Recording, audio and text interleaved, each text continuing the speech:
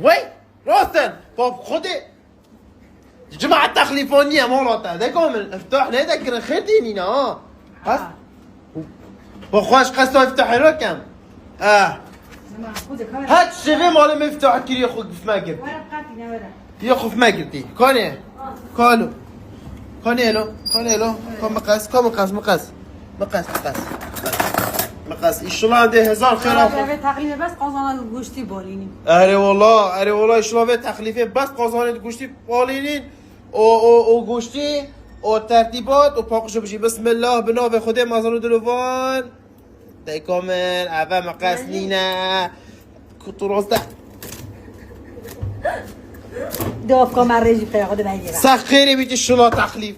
تخلیف ها خیر و خوشی بیتن اف تخلیف ها رزقی بیتن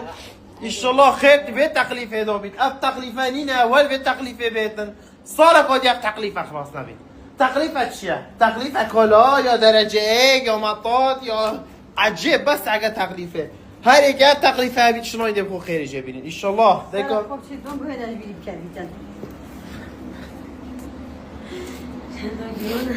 يا جماعة هين بجنامة نوصل هذا بجنامة بهش بیریم کردن هذا ولا جماعة الزاخرة بخش تخليفة بين إن شاء الله تخليفة خير وخوش بين إن شاء الله دوار تخليفة دينا هي كسو كار خوب تخليف كم إن شاء الله باشه إن شاء الله يزيد آخر دبي بتخليف كم آرامی آخر في بتخليف كم هي نمیشه بتخليف كم بس عكها مالا الا هذا حتى صباح خلاص ما بيتا جماعة هم تخليفة خدا هذا أحسن ورا ما فيش مو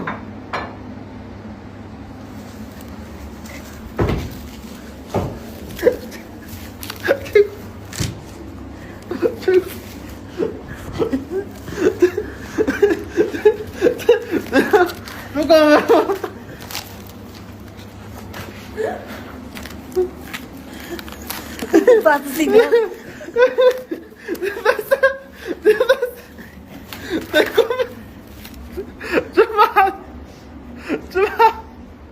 تقوم من قلت تخليف يا لا ما منكم من تخليف كان